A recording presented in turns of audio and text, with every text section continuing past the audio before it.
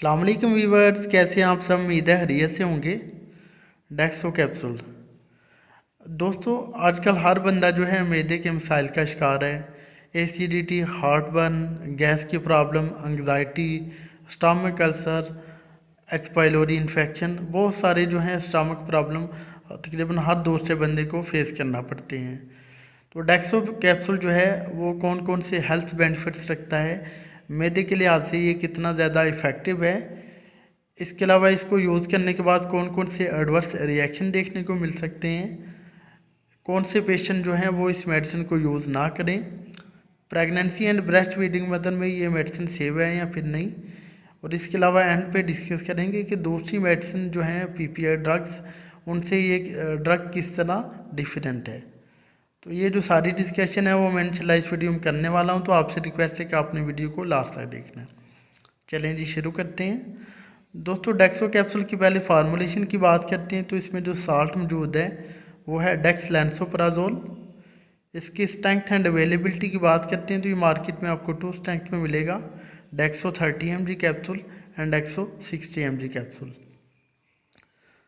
बात करते हैं इसके इंडिकेशन यानी यूज़र की। तो दोस्तों, इसको various types of stomach problem को क्योर करने के लिए यूज़ किया जाता है। खासकर इसको यूज़ किया जाता है क्रॉनिक स्टमक प्रॉब्लम जितनी भी हैं उन सारी कंडीशन में इसको यूज़ करवाया जाता है। जैसा कि अगर किसी को क्रॉनिक गर्ड है यानी उसको पुराना मसला है गैस्ट्रो इसोफेगस रिफ्लक्स डिजीज़ का, तो उस वक्त में इस मेडिसिन को यूज़ करवाया जाता है। उसमें यह होता है कि मैदे में तेज़ाबियत रहती है, सीने में जलन रहती है, खुराक की नाली में जलन रहती है, तो इस सूरत में इसको यूज़ करवाया जाता है। इसके अलावा क्रॉनिक हार्टबर्न जो कि दूसरी पीपीआई ड्रग्स के साथ क्योर ना हो पा रही हो, तो उस सूरत में इस मेडिसिन को यूज़ करवाया जाता है। इसके अलावा एच पाइलोरी इन्फेक्शन के ट्रीटमेंट के तौर पर को ड्रग के तौर पर जो है इस मेडिसिन को दूसरी ड्रग के साथ यूज़ करवाया जाता है। इसके अलावा क्रॉनिक जो है ulcer, stomach ulcer, peptic ulcer, oesophagitis वगैरह में इस मेडिसिन को यूज़ करवाया जाता है। तो जितने भी क्रॉनिक स्टमक रिलेटेड प्रॉब्लम्स हैं उन सारी कंडीशन में इस मेडिसिन को सजेस्ट किया जाता है। बहुत सारे लोग ऐसा करते हैं कि एक वीडियो देखी, उस मेडिसिन को जाके खुद परचेज़ किया और यूज़ करना शुरू कर दिया। ऐसा कभी भी नहीं करना, क्योंकि इस मेडिसिन को जो है फर्स्ट प्रायोरिटी के तौर पे नहीं बल्कि लास्ट प्रायोरिटी के तौर पे यूज़ किया जाता है। अगर दूसरी पीपीआई ड्रग्स इफ़ेक्टिव साबित ना हो रही हो तो फिर इस मेडिसिन को यूज़ करवाया जाता है। तो अगर आपको कोई भी मसला है तो करीबी डॉक्टर से कॉन्टैक्ट करें या फिर हमसे रब्ता करें। बात कर लेते हैं इसके कुछ एडवर्स रिएक्शन की। तो दोस्तों, जैसा कि स्टमक रिलेटेड प्रॉब्लम है, एसिडिटी को कम करती है मेडिसिन, तो इस वजह से इसके कुछ हार्श साइड इफेक्ट देखने को नहीं मिलते।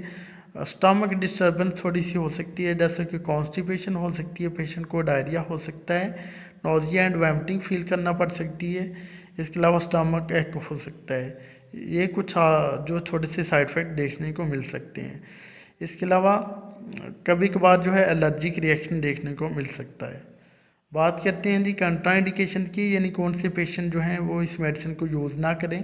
तो दोस्तों, जो कि हाइपर सेंसिटिविटी का इशू रखते हो डेक्सलैंसोप्राजोल साल्ट से या फिर दूसरी पीपीआई ड्रग्स के साथ, तो वो अपने डॉक्टर से पहले लाजमी कंसल्ट कर लें।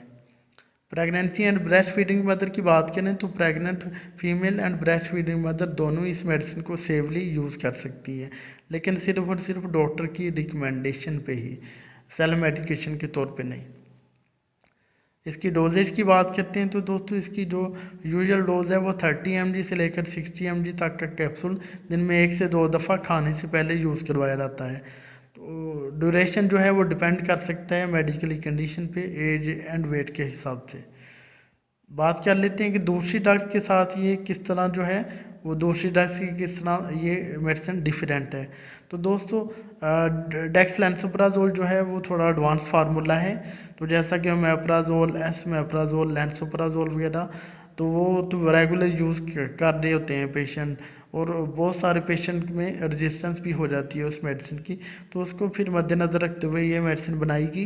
तो अगर कोई पीपीआई ड्रग्स के साथ ठीक नहीं हो रहा, क्रॉनिक प्रॉब्लम है, तो उस सूरत में जो है इस मेडिसिन को यूज़ करवाया जाता है।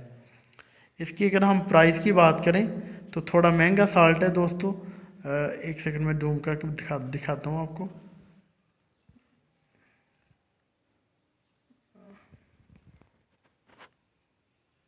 990 दोस्तों इसकी प्राइस है। तो बहुत ही जो है महंगा साल्ट है, लेकिन जो अफोर्डेबल हैं उनके लिए महंगा नहीं है, और जिनको ज़रूरत है फिर ज़ाहिर बात है उन्होंने ज़रूर यूज़ करना है। तो ये था जी एक छोटा सा ट्यूटोरियल डेक्सो कैप्सूल का। उम्मीद है आपको हमारी वीडियो पसंद आई होगी। अगर हमारी वीडियो पसंद आई तो प्लीज़ इसे लाइक और शेयर कीजिएगा। हमारे चैनल नईम हेल्थ केयर को सब्सक्राइब कर दें और साथ वाले बेल आइकन को दबाना ना भूलें, ताकि हर नई वीडियो की जो नोटिफिकेशन है आपको टाइम पे मिल सके। आप जा दीजिए अपने दोस्त नईम अहमद को। मिलते हैं नेक्स्ट वीडियो में। अपना ख्याल रखिएगा। ओके जी, अल्लाह हाफिज़।